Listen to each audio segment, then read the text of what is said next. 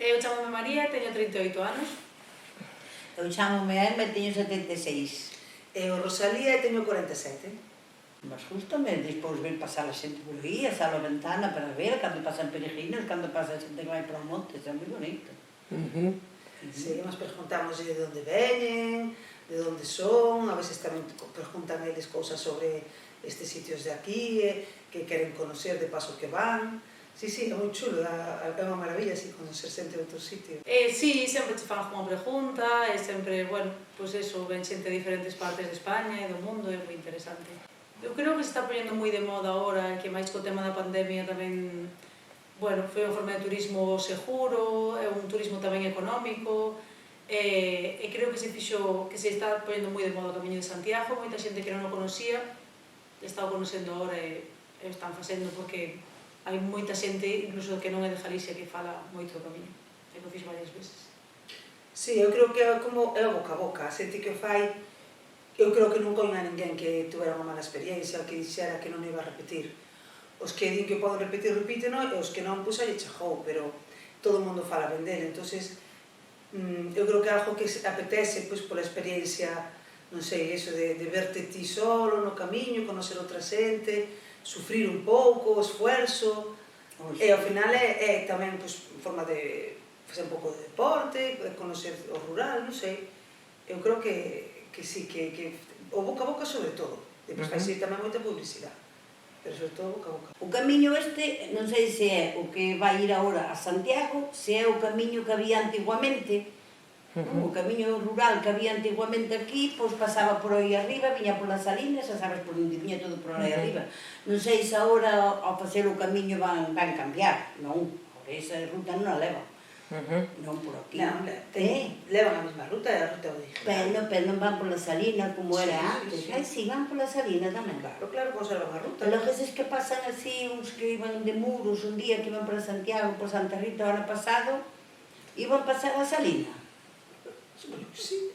Esas flechas hainas por todo, pero pola Salina é por todo para ir. Claro, agora empezan con agora, iso. Agora, este ano. Falo eu agora, porque antes non. O camiño xa existía, pero non se estaba publicitando como Camiño de Santiago. Exacto. Agora xa sí.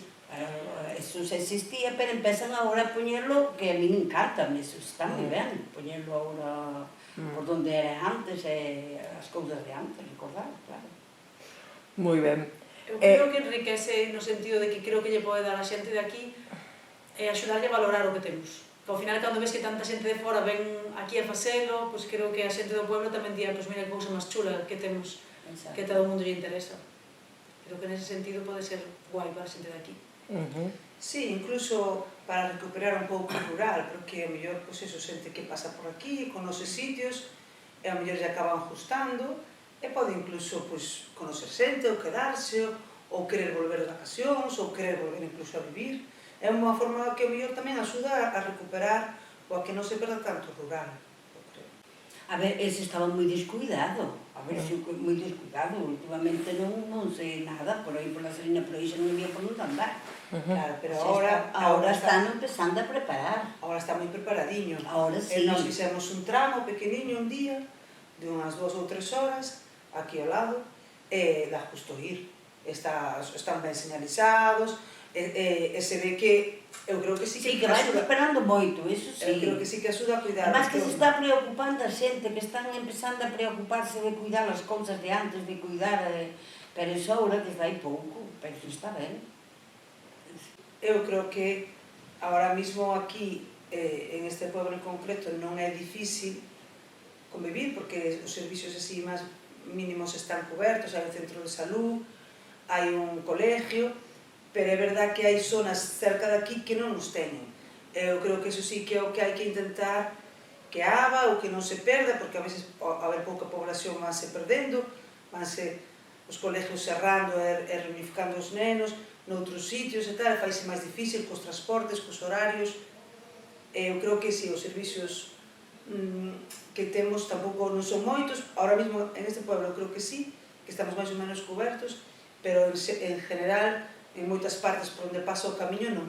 Eu creo que sí se terían que cuidar e revitalizar todos eses servicios. Pero desde logo que houberan máis zonas edificables, porque Ainda que encontrase un traballo aquí, a menos que heredes unha casa de teus pais, non é fácil encontrar un terreo para edificar. Creo que hai moitas fincas que deberían poder ser edificables e por temas de leyes urbanísticas e tal, que non parece que estén moi afectadas por costas e non é opción para xente aquí para comprar unha casa ou para facer. Bueno, se o camiño pasa por aquí, pode axudar a que se creen negocios relacionados con eso, tipo albergues ou tipo restaurantes, furanchos ou o que sea, que incluso mellor puntos de interés turístico para enseñar zonas arqueológicas ou calquera outra cousa de valor que temos por aquí, que o feito de que che pase xente por diante constantemente pode ser unha oportunidade de negocio que antes non existía.